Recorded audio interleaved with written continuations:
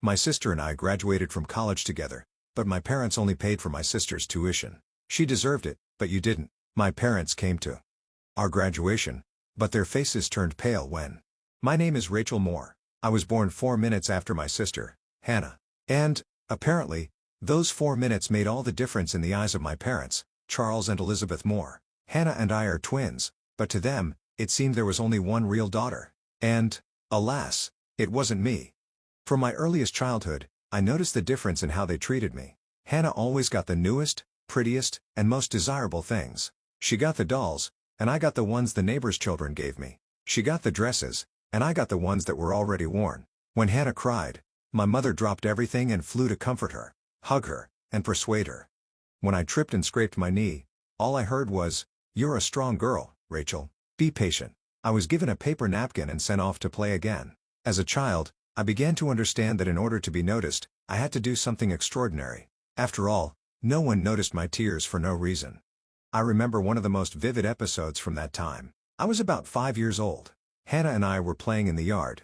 She wanted to climb up some tall metal structure on the playground, but she got scared and started crying. I was scared myself, but I climbed up and jumped off anyway to show her that it was okay. I hoped that my parents would praise my courage, but Dad ran up to us, first hugged Hannah, and told her that she was a brave girl, although he didn't even try to climb up. And he glanced at me and just quietly muttered, "Be careful, Rachel. You know you can hurt yourself." And that was it. No pride in me. No approval. Perhaps this became the model of our relationship for many years to come. The more I tried to prove that I deserved attention, the more indifferent they became. But Hannah could smile, do some insignificant thing, and my parents would immediately shower me with praise. I carefully hid my jealousy. It is difficult for a child to understand why he gets less love. I cried at night, hugging the shabby teddy bear that my grandmother gave me. My grandmother was the only one who always looked at me with warmth. She lived in another city, so we rarely saw each other.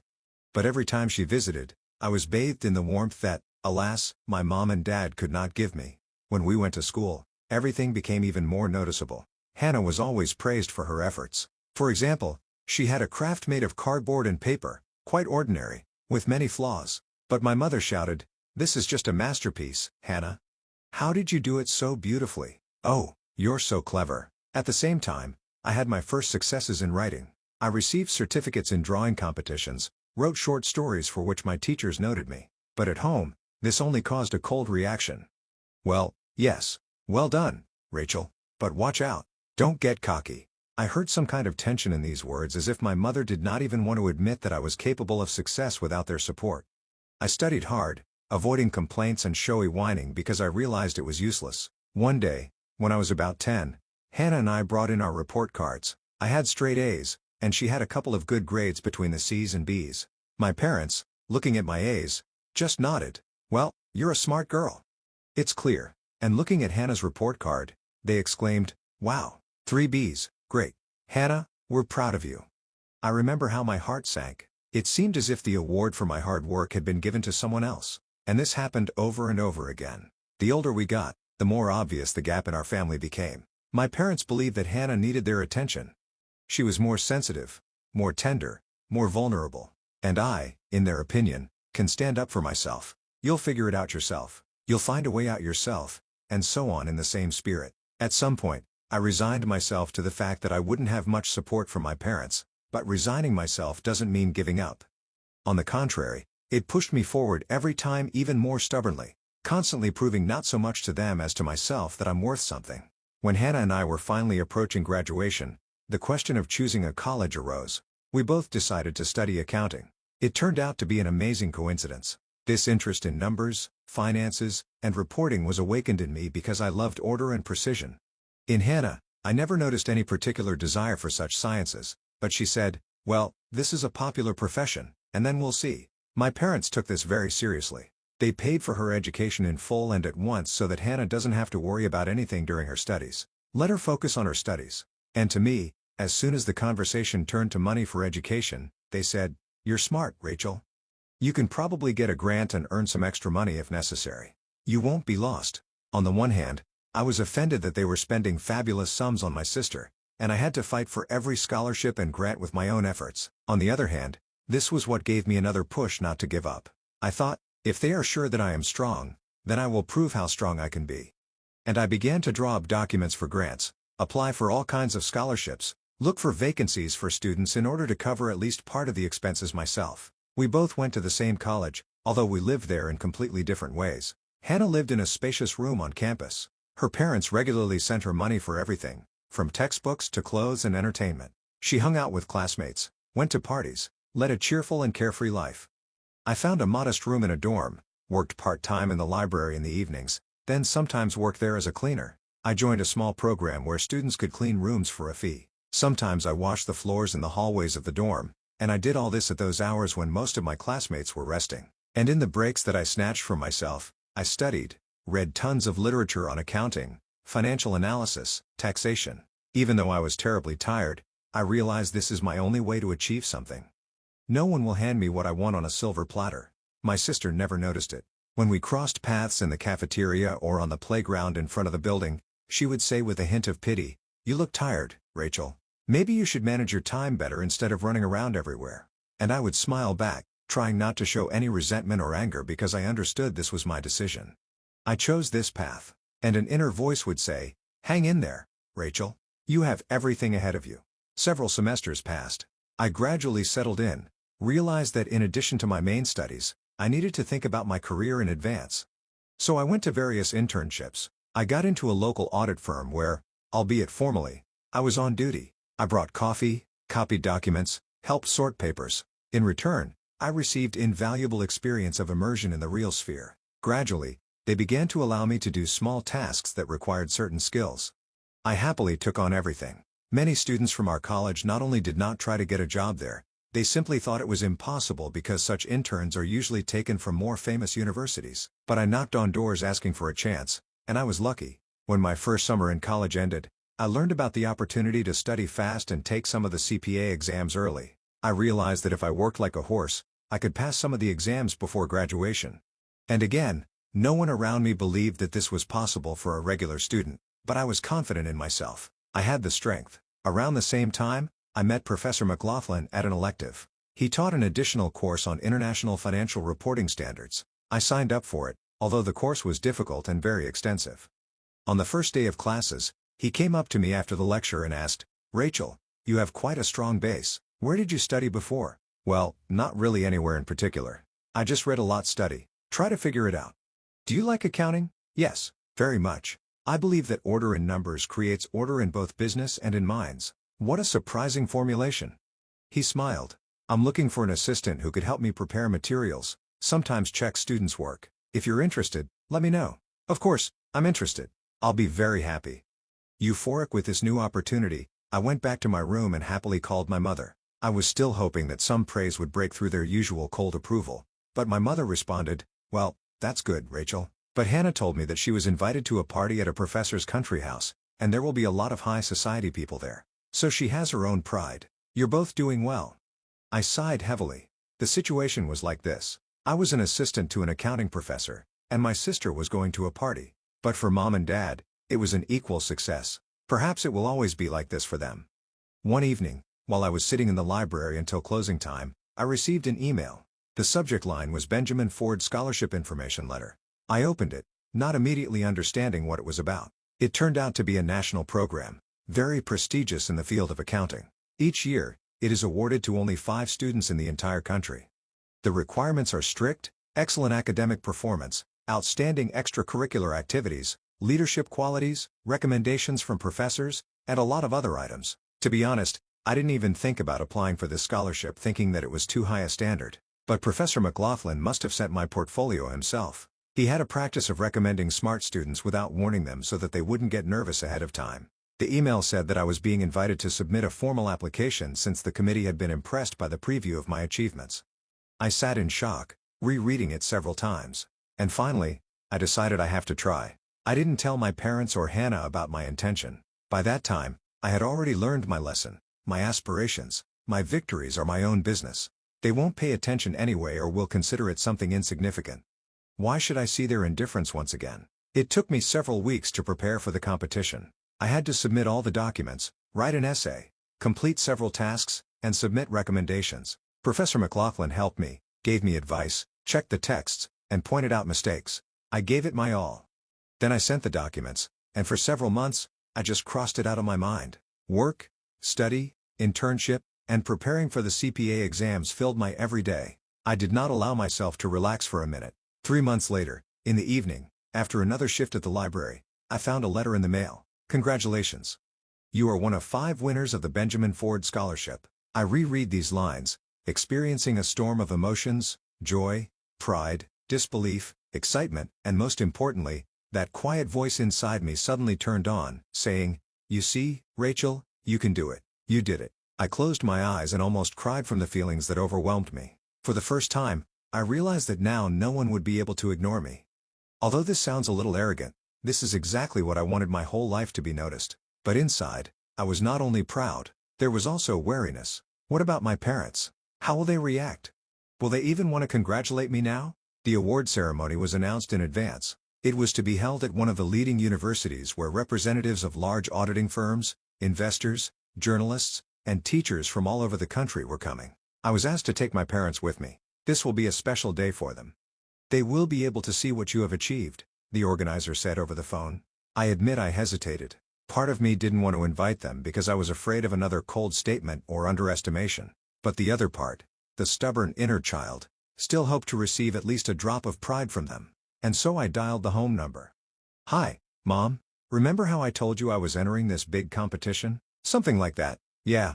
What's it all about?" "Anyway, I won one of the most prestigious national scholarships in accounting.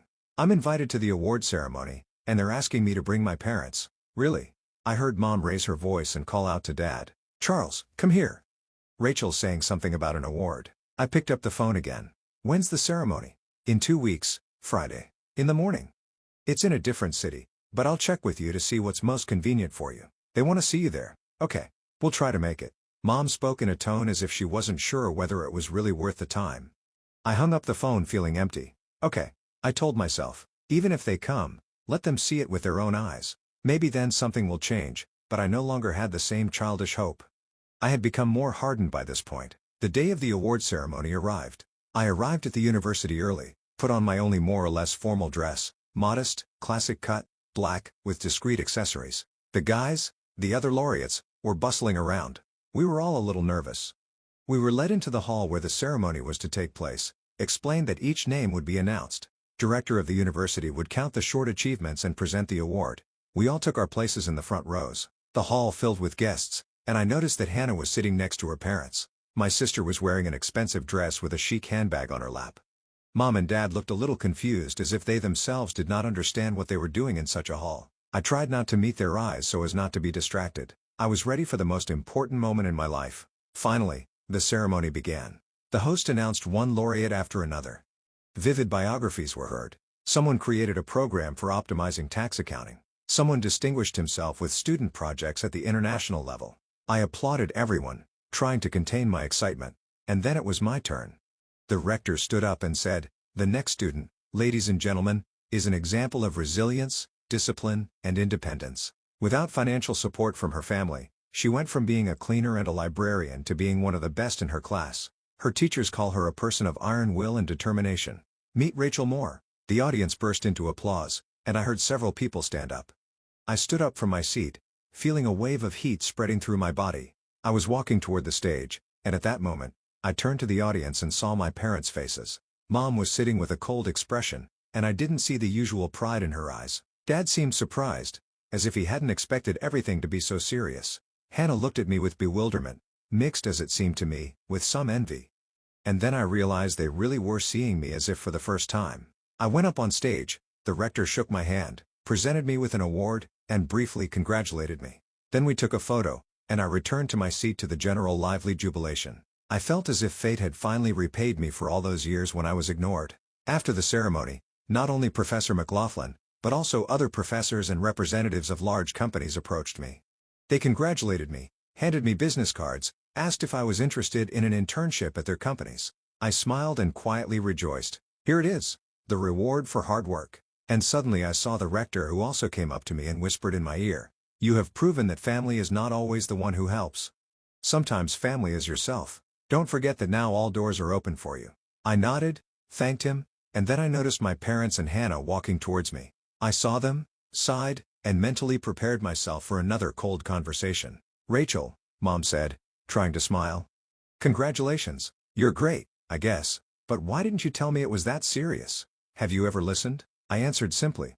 I thought there was little aggression in my words, more weariness and release from years of expectation.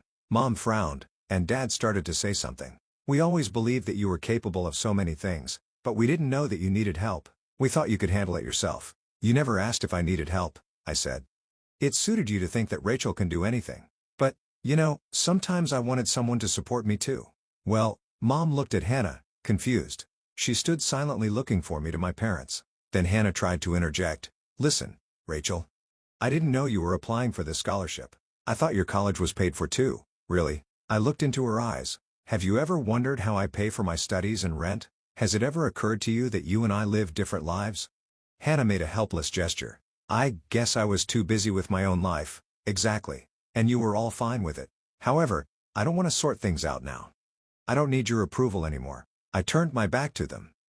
Usually in such scenes in books, the main character starts crying, but I was calmer than ever. So many emotions were boiling inside me, but they were not about my family. They were about me. It suddenly became clear to me. This is the moment when I finally stop trying to achieve their love, stop cherishing this childhood dream. Someday, they will see how good I am. That evening, the university held a small reception in honor of the awardees. Investors, teachers, students, and some parents came. Mine stayed too. I only crossed paths with them by chance at the refreshment table.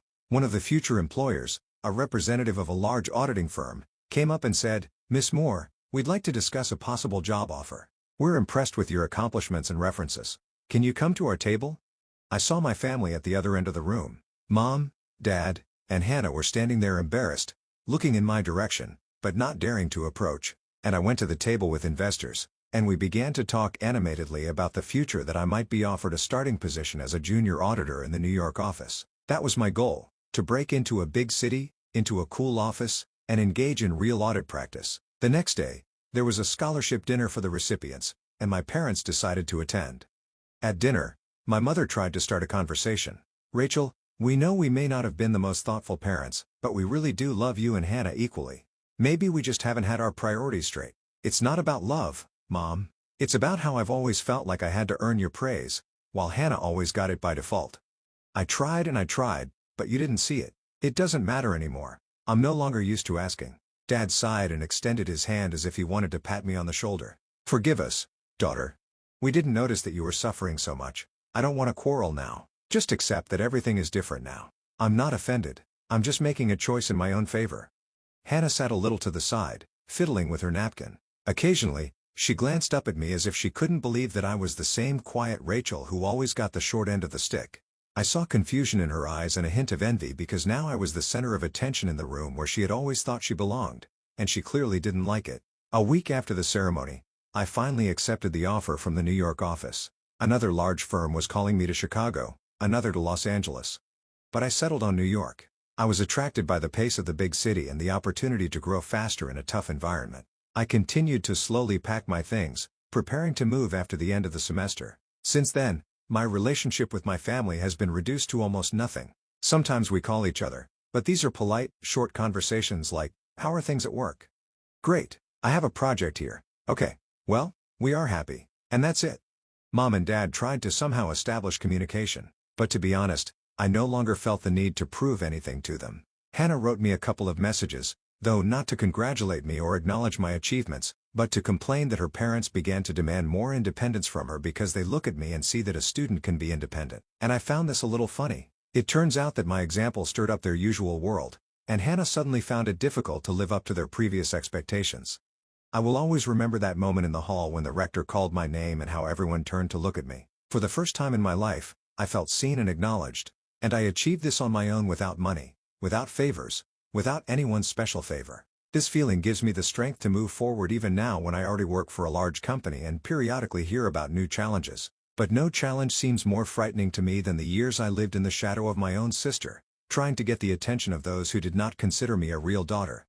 Now that I look at my life, I know for sure, sometimes you just stop asking for love and decide to love yourself. This doesn't mean that I've become callous or bitter. On the contrary, I feel great inner peace and confidence. I'm ready to help other people who may also lack family support. I'd like to tell them that everything is possible if you have the will, goals, and faith in yourself. Everything is possible. Even if as a child, you were told 100 times that you're smart, you'll figure it out yourself, and were given no help. Strength comes from our wounds and mistakes, and the love we didn't receive is sometimes the engine that allows us to achieve great heights. When I graduated and officially received my diploma, my parents did not come to the ceremony. Apparently, they had something to do, and my mother said, "You can manage without us. Right?" I smiled and said, "Yes, of course, I can." A week later, my grandmother called me, the same one who had always been kind to me. She said, "I'm proud of you, Rachel. You are a wonderful granddaughter. I wish I could be there with you, but you know I'm always there in spirit." I almost cried when she said that because I realized that I wanted her to be the one to see me go up on stage to receive my diploma, to stand there, happier than I had ever been. But she was already old, and the journey would have been difficult for her. But her call was the warmest moment of that day, and I was immensely grateful to her. I remember a couple of months after graduation, I was packing my bags for New York when Hannah walked into the room. She had decided to see me, had driven to campus in her car. I was surprised because she hadn't been there for a long time. She came in, sat on the edge of my bed, and tried to start a conversation. "Rachel, maybe you don't want to, well, go so far away? Our parents want us to be close." "Hannah," I answered calmly, "my parents never cared what I did. Now they suddenly want me to be close? Sorry, but I have my own path." "I'm just afraid that we won't talk anymore," Hannah muttered, picking at the edge of her pillow with her fingernail. "We haven't really talked much anyway, Hannah. And you know it." She lowered her eyes and stood up, sighing heavily. Then I saw a kind of childish confusion on her face. For the first time in my life, I felt that my sister was unsure of herself. Maybe she realized that all this time her well-being was based only on the fact that her parents nurtured her as the favorite. And now it turned out that I had broken ahead, was getting brilliant offers, and she was just finishing college, not really knowing what she wanted to do next. "Good luck to you, Rachel," she said finally and left the room. I looked at the closed door for a few more seconds, experiencing a strange feeling. It was not anger, and it was not contempt. Rather, it was a quiet sadness. Once we were little girls, twins who could laugh together and not think about who was born 4 minutes earlier or later. But life turned out in such a way that we were raised differently, and we ourselves became very different. I could no longer return to that childish unconscious feeling of we are one. Now we are strangers who crossed paths in the same family. In New York, I plunged into a frantic work rhythm. At first, it was difficult. I spent 10 to 12 hours at work preparing reports, learning new things, communicating with clients, learning new programs, mastering the nuances of auditing, but I enjoyed it. I liked being in the thick of things, solving complex problems every day. I was confidently building a career, and I no longer waited for my mom or dad to praise me for another achievement. Why do I need this? I myself saw the fruits of my labor. Sometimes when the weekends came, I would walk the streets of Manhattan, look at the skyscrapers, and think about how strange life can turn out. If my parents had supported me as much as Hannah, would I have become so resilient, stubborn, ambitious? Maybe not. I am grateful that fate did not give me an easy path. It made me stronger and helped me understand that the most valuable recognition is the one you give to yourself. Several years have passed. I have managed to finish my studies, gain experience, and get a promotion. My parents, of course, periodically try to keep in touch. They send messages like, "How are you doing, daughter? It's a shame you don't come." And I only briefly reply, "Everything is fine. Thank you." Hannah pops up on social media every now and then, posting photos from parties, and then writes me rare letters, complaining that she is having a hard time finding a job. I advise her, send your resume to different places, take courses, improve your skills. She is indignant. I find all this so boring. Apparently, our paths really have finally diverged, but I don't regret that we hardly communicate. It doesn't mean that I hate them or despise them. It's just that one day you stop begging for love and start choosing yourself. At some point, I realized I deserved to live for myself and not for someone's recognition. Yes, family is blood ties. But when these ties were suffocating me and devaluing